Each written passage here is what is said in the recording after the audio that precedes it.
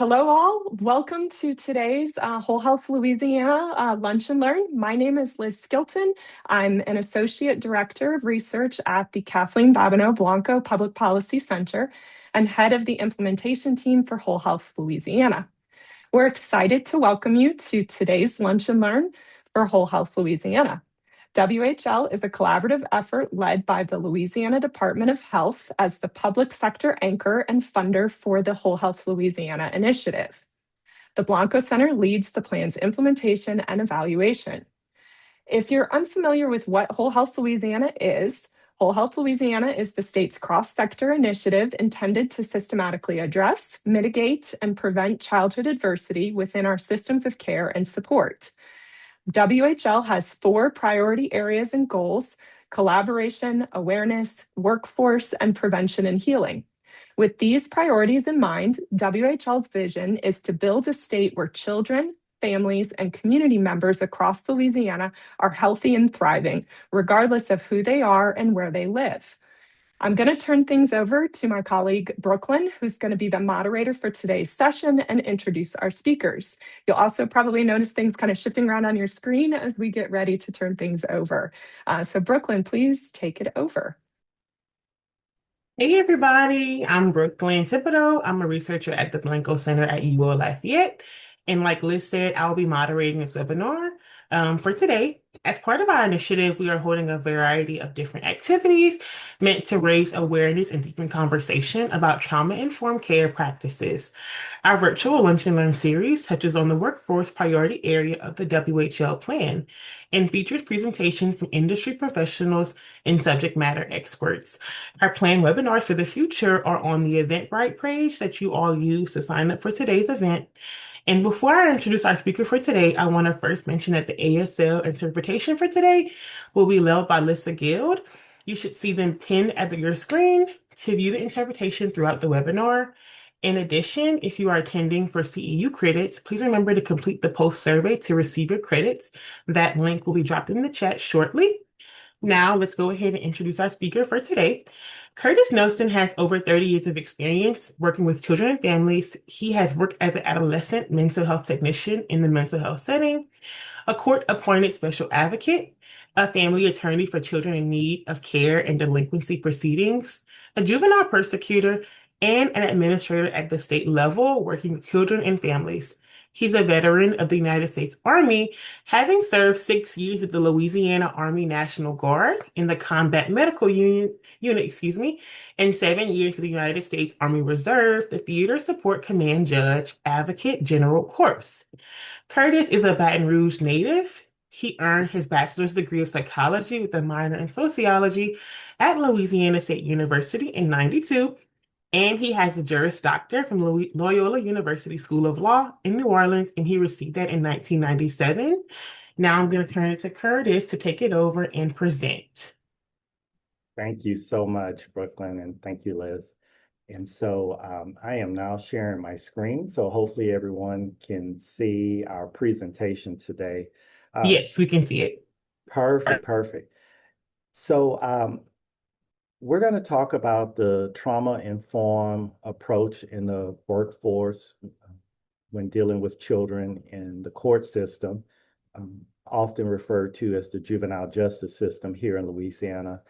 And we're definitely going to get into the conversation of what things should be done to work with our staff. But I'm going to kind of do it a little reverse because we're going to talk about the children first and the system. And then we'll kind of end our conversation today on what does that look like with our staff and strengthening our staff. So let's get started. A disclaimer before I get really deep into our conversation. All the opinions and views that I'm expressing, these are my own personal views. I'm not here today representing a specific agency.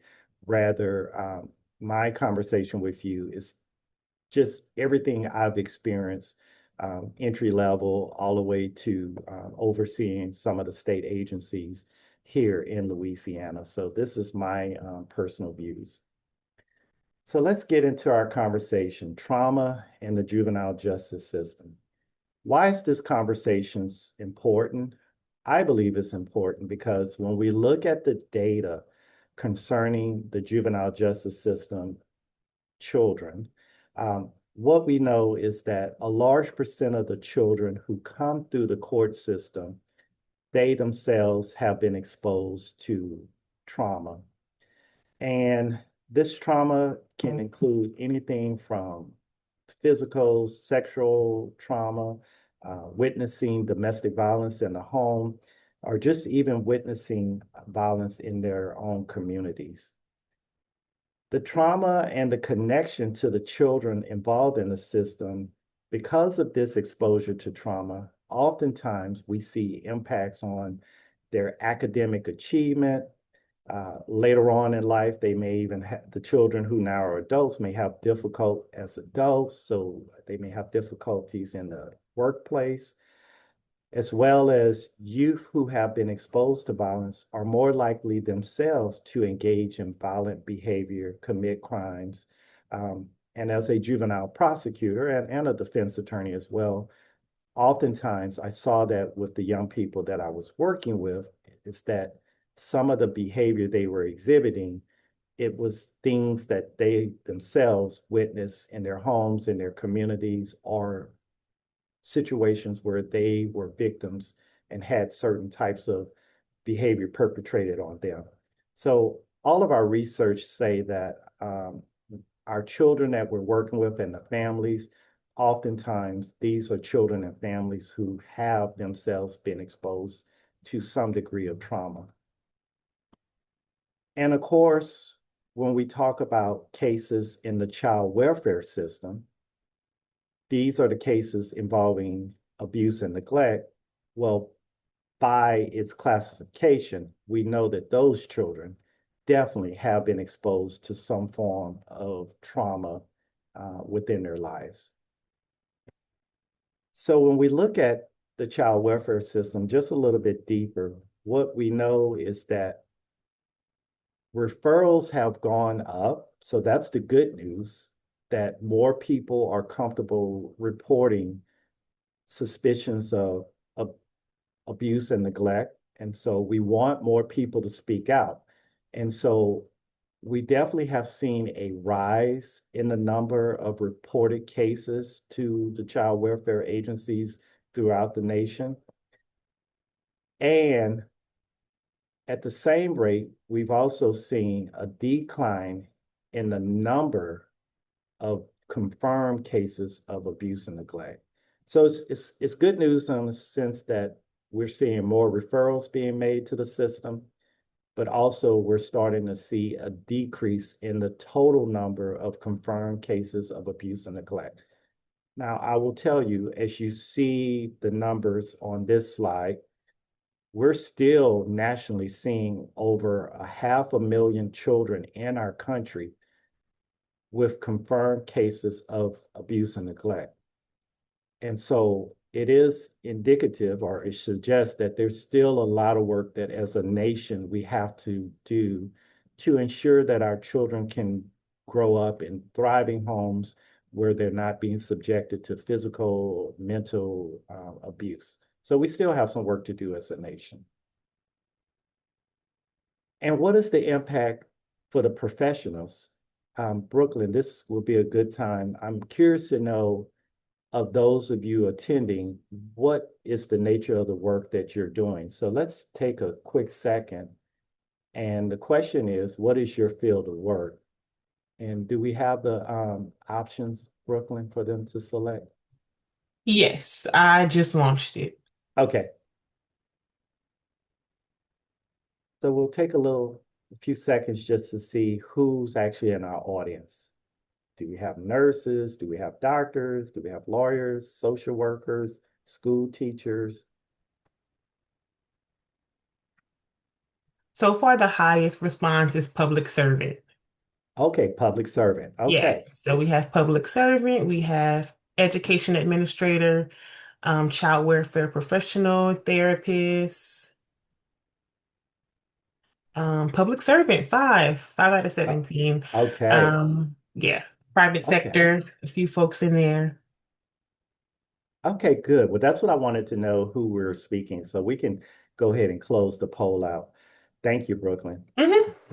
So it's important to understand that for those of us who are working with children and families in the court system, that the trauma also has an impact on us.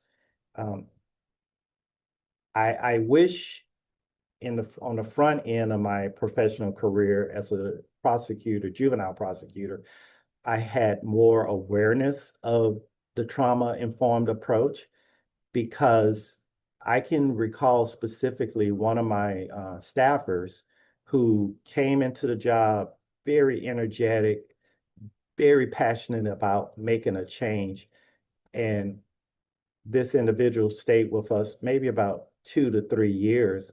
And on the end of that time with us, she completely changed. And I didn't know if she was just disgruntled, if she had personal things going on. Well, now at this stage of my life, what I realized is that the nature of the work that we were doing, it's the secondary trauma that we as professionals can also be impacted when we're working and servicing the young people. And this goes beyond the court system.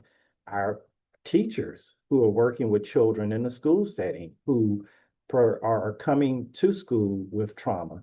And so it's really important for us as the professionals to have an understanding of what trauma is, and that we're going into the workplace with approaches on how to service the children and the family, and also take care of ourselves in the process. So this is why it's important to know the impact on us as the professionals. So I thought, to help you better understand when I say juvenile justice system, what I'm talking about, because it can look a little bit different depending upon what part of the country you're in. So all states have a system to deal with delinquent youth. And historically, there was a time where children were treated the same as adults. But in the early 19th century, as we became more evolved and research showed us that the child brain is different from the adult brain, you began to see states separate children from the adult system.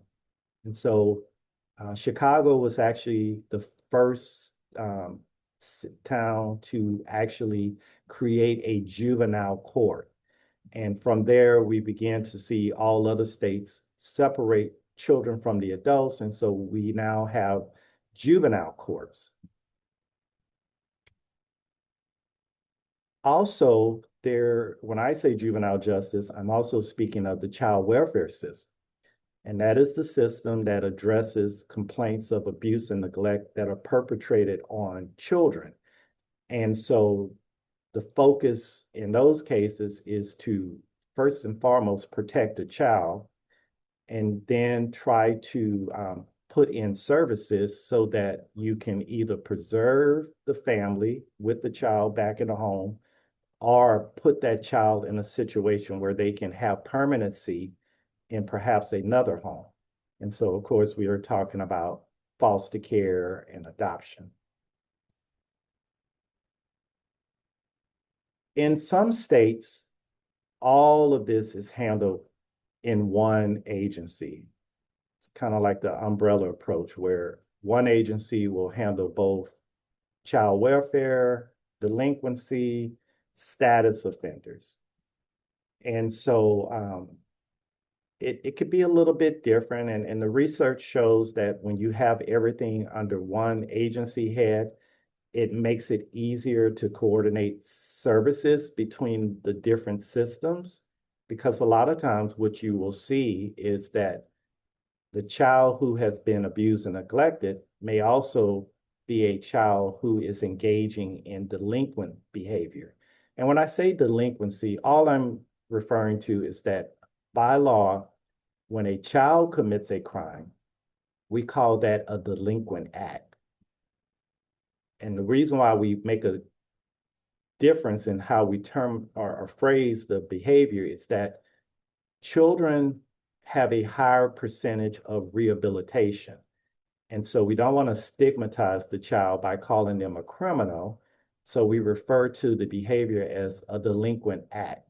So when I say delinquency, I'm talking about children who are violating some state or city crime or are engaging in criminal behavior, but we acknowledge that it's a child.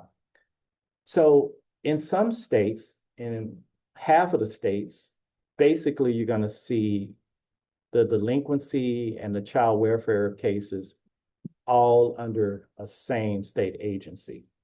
Louisiana, we're a little different, but not too different. In our state, we actually have separate state agencies that handles the child welfare piece. And then we have a separate system that handles the delinquency aspect. And both the delinquency and the child welfare, these are matters that all fall under what's called the Louisiana Children's Code. So in our state, we have a separate set of laws that specifically address children in the court system as either a delinquent or a child in need of care or a child of a family in need of services.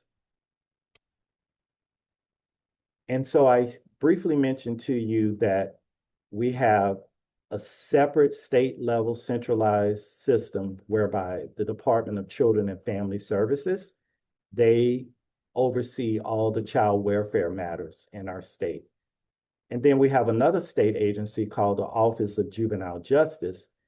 That system is involved in overseeing the rehabilitative services for children who are deemed to be delinquent and either require some form of services within the community or services in state's custody when the child is removed from the home to get more in-depth rehabilitative services. Now, also at the local level, there are jurisdictions who parishes and cities, if they have the funding, they are able to deliver some of these services at the parish or city level. So you may come from a jurisdiction where in your city, there is a Department of Juvenile Justice. I'm thinking, for example, Caddo Parish. Caddo Parish and Calcasieu Parish, EBR Parish, Orleans, these are parishes that specifically have a juvenile justice at the local level that is able to provide services. And there are others in our state as well, but I'm naming those in particular because they actually have separate court systems that are solely focused on juvenile justice matters. And so again, the Department of Children and Family Services, they investigate abuse and neglect cases. They're able to deploy resources and services to work with children and families to restore the harm and help the family to be in a healthy place where the child can be safe. And then the Office of Juvenile Justice side, that is to help protect the public and to work with children who need rehabilitative services, who have engaged in delinquent acts. And I just wanted to kind of set that so you understand when I say juvenile justice, what I'm speaking of. Generally, these are matters whereby the individual is under the age of 21. So in our state, at the age of 21, there are certain rights that one will have. 18 is the age of majority in our state, but 21 is identified as a true age of adulthood. Someone who's 18 and technically of the age of majority, that individual could still be in school. So when I graduated from high school, I was 18, so I was still in school up until the age of 18. And so our system works with children anywhere from age 0 all the way up to their 21st birthday. And at 21, the jurisdiction of the juvenile court system ends. Now, in our state, if someone is 17 and they commit a crime, by law, they are treated as an adult. So you may sometimes hear a 17-year-old, 18-year-old, 19-year-old commits a crime. Well, they, by law, are going to be participants in the adult system. But our juvenile court system, it does allow the system to work with someone who, at the time of the commission of the crime, was still a minor to deliver services until they reach their 21st birthday. And I know that can be kind of confusing, but I want you to know that our juvenile justice system will actually work with an individual all the way up to their 21st birthday. And that also applies on the child welfare side. Louisiana, a few years ago, extended the age of foster care to a person's 21st birthday because studies showed that even at the age of 18, most young people still could benefit from having the support.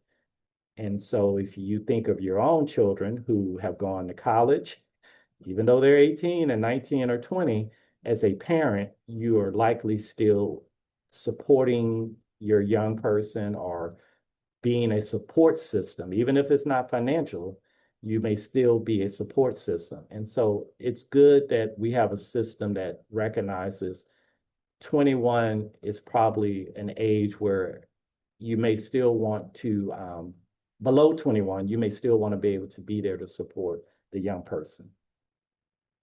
Now, the last bit I want to say about our children's code, and I say this in every occasion I get to speak about Louisiana law when it comes to children. Our law clearly says that the focus is the preservation of the family. That's in the preamble of the children's code.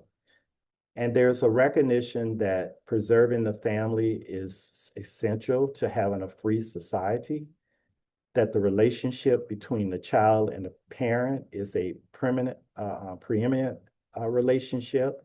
There are well-recognized constitutional rights, and that when the state intervenes in a family's life, it should only be in extraordinary circumstances, emergency circumstances, that we don't want the government to overly intrude into a family, because everyone has the right to raise their family as they see fit. But we also want to make sure that children are safe and protected. So how I chose to raise my children could look a lot different from my next door neighbor. And we both should have the right to raise our children as we see fit. But we also want to make sure that in doing so, we're not harming the child. We're not inflicting harm on the child.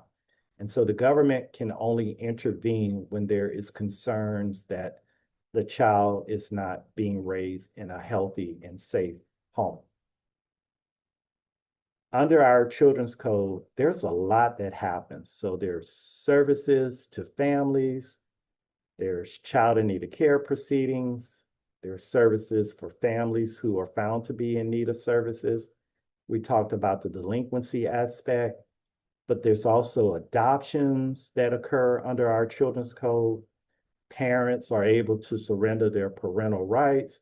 Parents' parental rights can be terminated. Children can be adopted under our children's code. There are other additional supports for families. Children with specific mental health needs, their rights are recognized under the children's code. And then the last section I'll just briefly mention is that even how children from other states can receive services. So for example, sometimes when children run away, they can end up in a different state. And there are laws on how the states are to work together to make sure that child can be safely returned back to their home. So it's a very broad law that makes up Louisiana's juvenile justice system. And that's what we're going to kind of cover today when we talk about the juvenile justice system. Briefly, let's talk about the stakeholders, all those who are involved in the juvenile justice system. Of course, the nuclear family, parents, biological relatives, school system officials, healthcare administrators, our law enforcement community.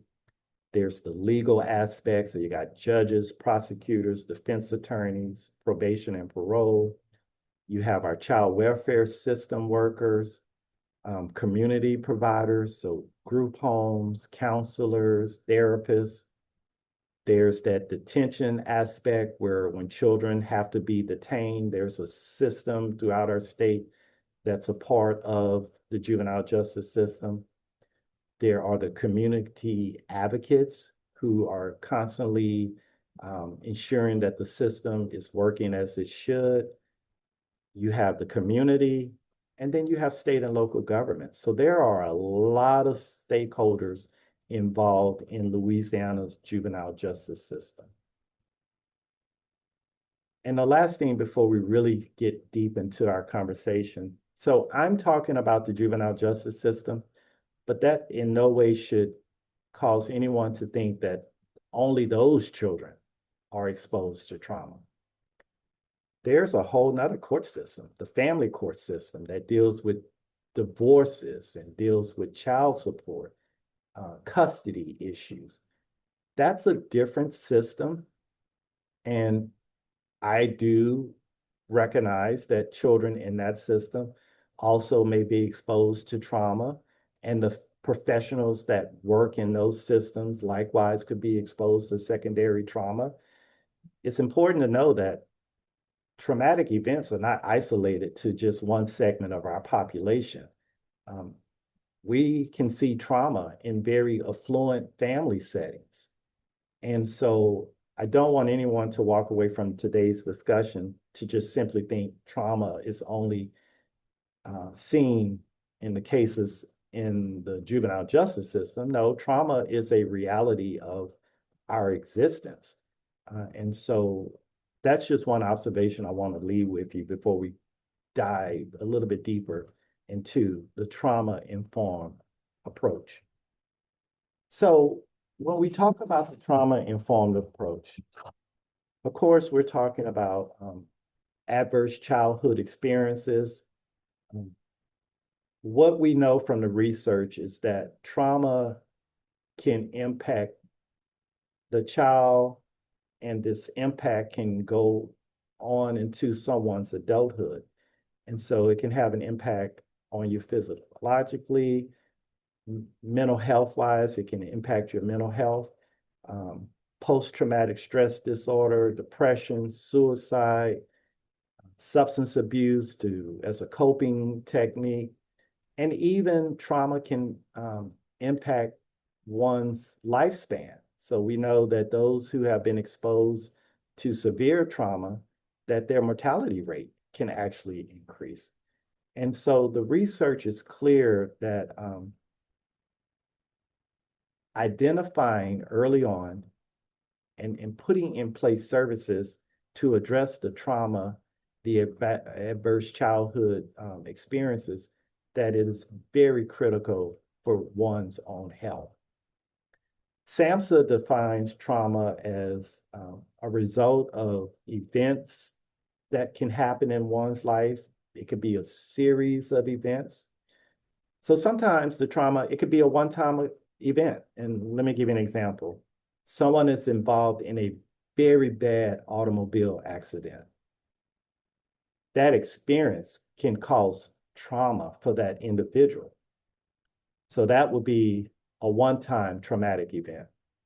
But what about the child, the individual who's in a situation where every day there's something adverse happening in their life, in their household? So the child that is being raised in a home where there's domestic violence. Well, that's repeat trauma that that child is being exposed to. And so again, we know that these events can have a impact. Sometimes the impact is short term, but sometimes the impact can be long-term. And so this is how SAMHSA defines trauma.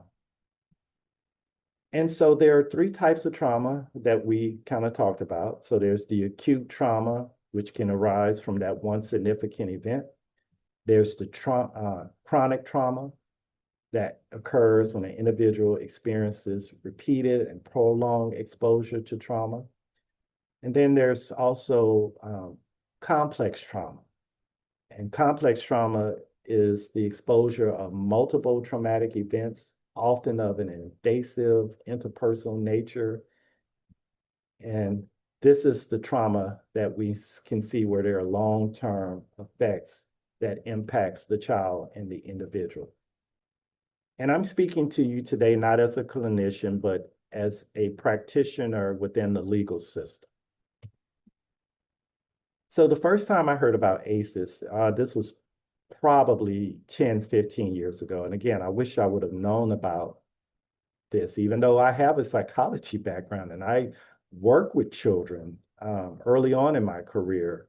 And I knew about trauma, but I wasn't really well versed in the impact and the ability to study it and understand the modalities that should be put in place to try to help the person who's been exposed. But we all have had, if you do the ACEs test, it's a really good test to do. I haven't done it in a long time, but all of us have been exposed to something that's adverse. And I had a conversation with someone recently to say, even though we've all been exposed to something traumatic, depending upon the protective factors in your life, your ability to overcome that trauma can look a lot different. And so protective factors are, a stable household, stable income, positive adults in your life. There are things that each of us have that gives us the ability to withstand adverse events a little bit better. But as you start chipping away some of those factors, so if someone's living in an impoverished home, if they're living in a high crime area, if their home doesn't have a strong support system externally, then this can decrease your ability to handle the traumatic events that are happening within your home environment. So ACEs can help inform the way in which we as the professionals understand and experience and come up with decisions on how to work with the child and the family. SAMHSA also has 4 key elements of the trauma-informed approach. And so I like it. It's the 4 R's. So first of all, realizing the prevalence of trauma within our society. That in itself can be a big step in working with children and families and also taking care of yourself. Recognizing how trauma affects the individuals involved in the programs and the organizations that we work in, including the workforce. Responding. How do we respond? So we realize that trauma is everywhere. We recognize the impact that it has on the individuals, but how are we responding to that? What are we putting in place with our knowledge to help the children and the families? And then the last one is preventing re-traumatization, ensuring that we're not doing things that are triggering trauma. That is the trauma-informed approach: realization, recognition, responding, and doing everything we can to not re-traumatize. And so I'll give you a very quick example because I want to make sure we have enough time to really answer questions. One practice I instituted as a juvenile section chief prosecutor was when I had children as victims who clearly had been traumatized, we made sure that in preparing that child to be a witness in a courtroom, that we didn't do anything to re-traumatize them. The biggest thing was if you could resolve the case without having that child to have to testify, that's great, because now the child doesn't have to relive the bad stuff that happened. So there was an emphasis in trying to resolve matters without re-victimizing the child. But even when we had to have the children come in the courtroom and testify, there were a lot of things we did to minimize the trauma. Videos, if the child had already been, their events were recorded by law enforcement, well, we played the videos. And we didn't put the child back on the stand if we didn't have to, because we knew that the mere act of the child having to get in a room full of people and talk about what happened to them, that was a trigger, that was re-traumatization. And so that's just a very simple example of things you can do as a practitioner to minimize the trauma that the ones we're working with are experiencing. And all of us who are in this profession working with children and families, you've seen behavior that maybe you didn't realize at the time. Oh, why are you so angry? Why are you so irritable? Why are you so anxious? Well, trauma actually displays itself physiologically, emotionally. And so what we know is some of the behavior that we're seeing that may be deemed to be not appropriate for the settings, that behavior is probably tied to a traumatic occurrence or event for that individual. The flat affect, the inability to communicate, the empty gaze, the feeling of hopelessness and depression. These are all ways that trauma can manifest itself with the person. And I'm not just talking children here, because this also applies to our colleagues in the workplace. When we see our colleagues in the workplace engage in certain behavior that we're not aware of, well, why are you acting this way? Well, again, it could be from their own personal trauma, but also what we will talk about very shortly, the secondary trauma. So it's such a deep conversation, and I'm going to kind of go through some slides because I want to make sure we have enough time to really answer questions, but just a continuation of things that you may see from someone who has been exposed to trauma. So what is the trauma-informed approach? Doesn't mean you have to be a social worker or a clinician. It just means you have an awareness of the reality of trauma. And then you're taking that awareness and that knowledge and you're actually applying it in your job. And it really just starts with the assumption that all children and youth in our system probably have dealt with trauma or some type of traumatic event. And I'm intentionally going past that because I want to get to you as the professional. So the trauma-informed approach with the child and the family, we know that for children who are system involved, that it is highly likely that they themselves have been victims of trauma, and that even their caregivers have likely been victims of trauma. And so having that awareness can help you develop the right approach to interacting with the child and the family as you try to deliver services.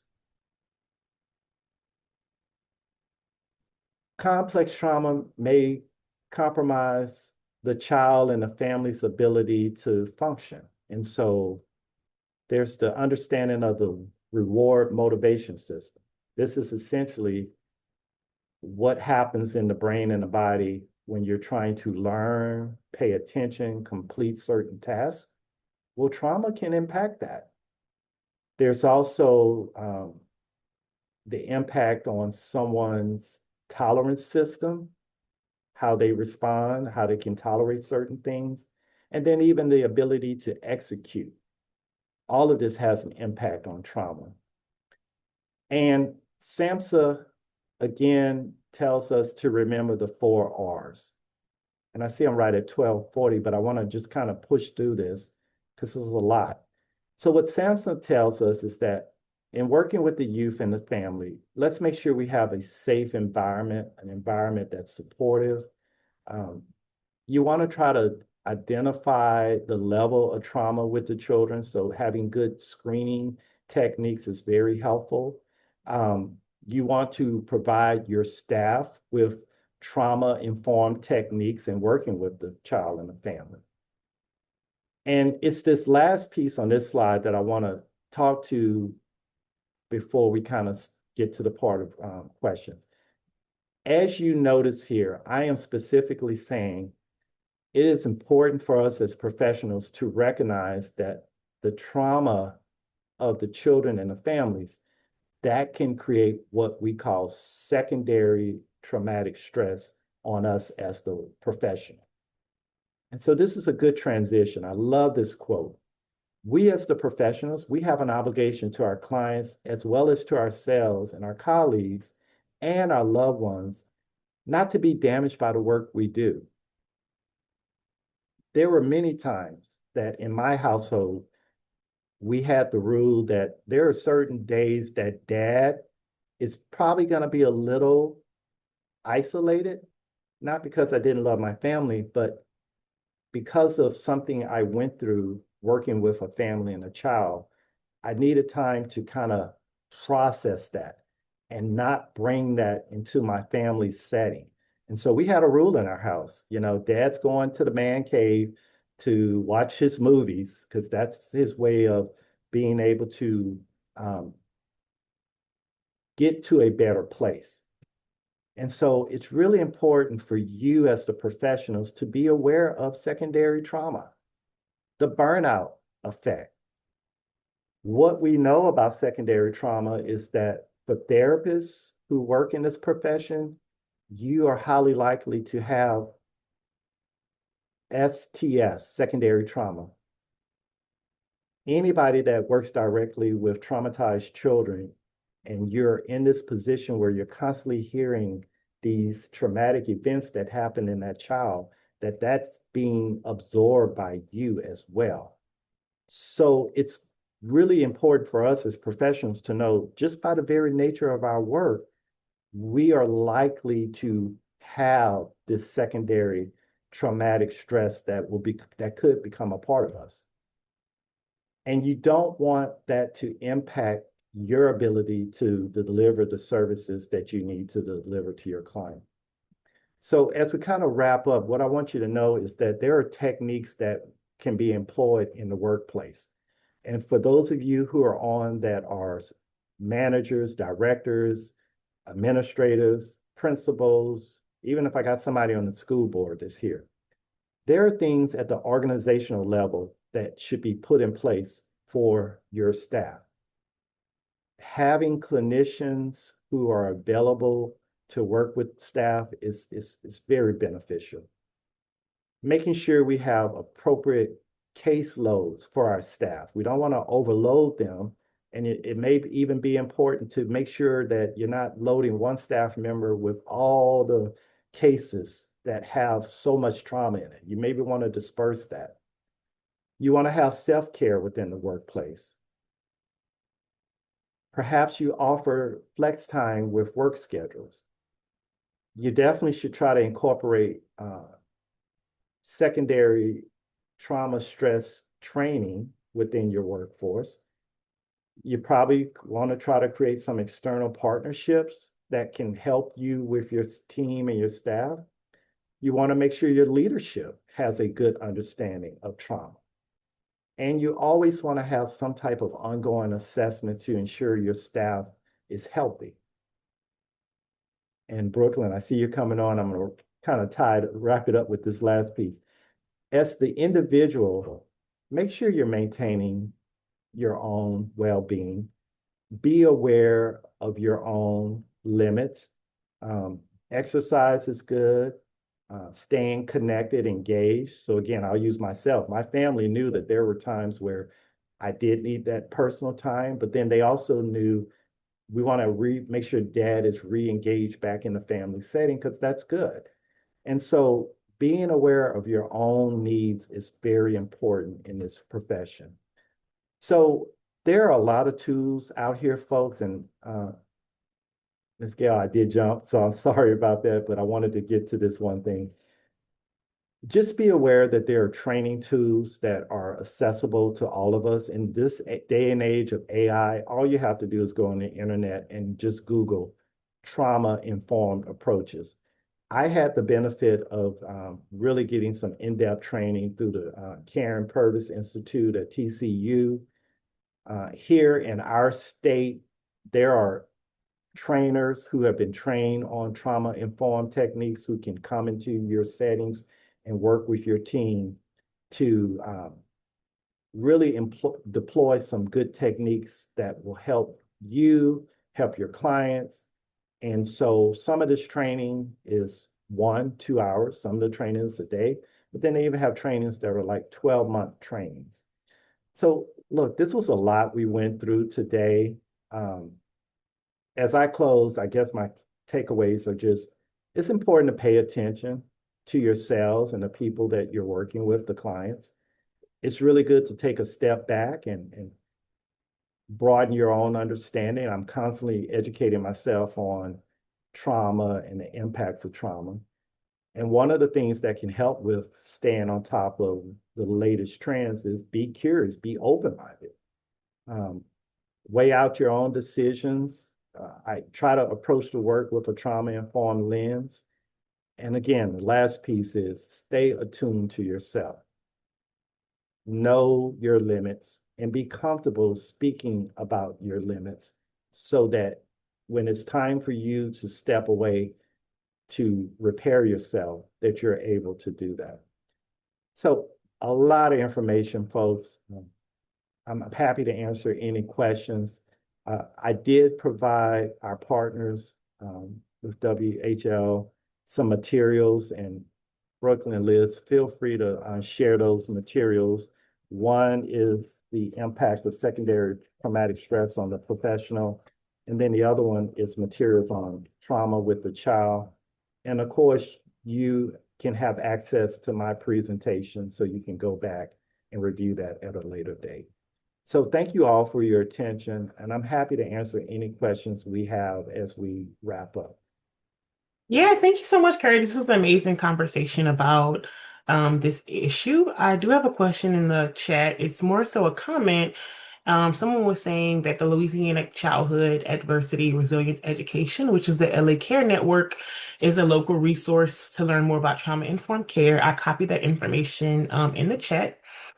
We have another question. It says, from your experiences, what patterns have you seen among youth who enter the system because they've run away? What tends to be going on in their lives? Oh, that is a great question. So the biggest one that was always concerning was trafficking.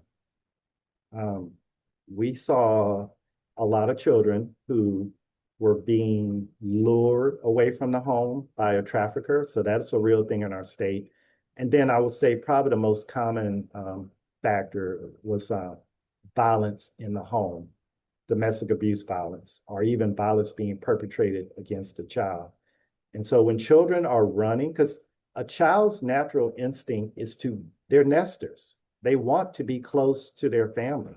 And so when you see children who are leaving the home, that's a distress. They are actively trying to remove themselves from behavior that is undesirable. And so I would say probably the biggest would be violence being perpetrated against the child. And then the secondary one would be the kids who were being trafficked. Awesome. Thank you for answering that. We have one more question. It says, great presentation. My wife works in child psychology, and we talk about the challenges that families have in their kids functioning in a society with high behavioral needs. What type of resources should the families look out for who are working through behavioral needs in their kids and want to keep them out of negative experiences with law enforcement? Oh, yeah. Oh, great question. Look, I'm old school. Pro-social activities is just something that can help put a child in a safe, nurturing environment. And so I would say that if you're working with a family that has services, definitely look in your community resources for what I could say are the traditional therapeutic services. But some of this is just having something positive to do. So sports, being active in sports can be wonderful. Arts, having a child who's engaged in art. So whether that's dance, whether that's drawing, um, those pro-social activities can really help nurture the child and help the family as well. But that is a great question. And I wish I had time to just really go through a whole list, but there are a lot of resources in our community. The one thing that I found, and definitely when I got at the state level, sometimes you hear, well, we don't have services in our community. No, every community has resources. And it's just really important for us as the professionals that as we come across these resources, that we have our own list so that when the families come to us, we're able to refer those families to those resources. In my office as a juvenile prosecutor, we as the prosecutors, we kept a resource manual that we were able to have at the ready so that when we wanted to refer a family away from the system, but we wanted to make sure they got something to help them, even as a prosecutor, we had our own resource book. So for you as working professionals, I definitely think it is always beneficial for you to have a list of providers in your community that you can refer those families to. Great question. Okay. Since trauma within the home can be difficult to prevent or address directly, what intermediary safeguards outside the home, such as school, health system, community organizations, are most promising to address issues that may lead to involvement in the juvenile justice system? And then a second question with that is that how can the state strengthen them while still respecting family autonomy and civil rights? Oh, wow. That is a beautiful question. Thank you for that. And just the question in it itself should help all of us understand there's so much more we can do. This is my thought at the state level. By law, all children have to get an education and not putting any additional pressure on our teachers because they do so much. But I believe more resources to the school system to ensure that our frontline teachers have everything available to them to be able to properly educate the child. And so there are instances where the teachers can't do that because now there are behavior issues that are coming into the classroom. And just making sure that there's good alignment between our educators and our service providers in the community, it would be beneficial in having that organization. And so I'm very impressed with our current superintendent. He has a very good heart and he wants to see our children thrive. And to that last part, protecting the rights of our children, that is so important.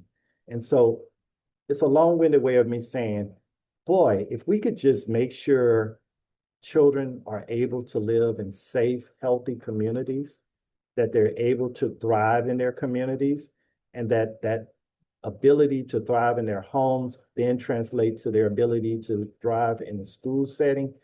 If we put more resources on the front end, it will make such a difference in the outcomes for our children. I'll say this last piece. So I was once a secretary over the Office of Juvenile Justice, and I constantly would tell the legislatures that if you would take those same dollars that you're now using on the back end when the child has gotten into trouble, if you would take a half of that, maybe a third of that, and invest it on the front end with those children, we would never see these kids. Children, and I use the word bad, and please don't over focus on that word, but children they don't come out saying, I want to go out and do crimes or I want to run away from home. Children are only seeking love. And so when our children start engaging in behavior that is antisocial behavior, that's the indication that something's wrong in their life. Something's not happening that needs to happen. And so, to that wonderful question, what I would say is if we put more positive resources on the front end, so many of our children would avoid the juvenile justice system. And remember, when I say juvenile justice, I'm talking about everything: child welfare, delinquency, status offender. So I just believe more investment on the front end, our tax dollars on the front end, would really help so many of our children and families. Great. We have time for two more questions. One question is, why are so many students being given medication for behavioral issues in elementary school? Great, great, great, great question. And quite honestly, we're an over-medicated society. Um, I my personal opinion is that medication has become a quicker way of addressing behavior as opposed to perhaps using some of the more engaging hands-on techniques. And when I say hands-on, I'm not talking abuse. I'm just saying spending that quality time with your children to help them develop their own coping skills. Medication is a quick way of, hey, you're anxious, so let's just give you a pill for that. Versus, hey, you're anxious, well, let's go outside. Let's, as a family, do something to help you ease yourself. So yeah, I just think medication has become a quicker, easier way to deal with things. I um, I was born 1969, so that makes me Generation X. You know, I often tell some of my colleagues, I don't remember so many kids having ADHD or ADD when I was growing up. We had kids in the neighborhoods who we would identify as being, I don't know, anxious, but not to the mass number that I believe we see now. So unfortunately, I think a lot of it's just where we are as a society and the ease it is to just write that prescription to deal with the behavior. Great question. Great observation. Yeah, absolutely. And as we wrap up, I just want to also just thank you again for coming and spending some time with us and speaking to us. This information was definitely beneficial to our audience. Again, I want to remind everybody that we do have the three documents that he shared, some resources in there. We have his PowerPoint in the chat. And then also, Curtis, would you like to share any other final things or like where people can contact you or your contact information? Well, only thing I'll just close with this. Thank you all for everything you do. Definitely, the Blanco Center, you folks do some great work over there. But for all of our attendees that are working with the families, I just want to say thank you. It's hard work, but it's needed work. And just I encourage you to continue what you're doing because we need good folks to continue to help those who are in need of help. And don't forget what I said. It is really important that you take care of yourself as well in order to be able to be the best service provider that you can be. So thank you all so much. Thank you so much. Y'all have a good afternoon. Thank you. Bye, everybody. Bye.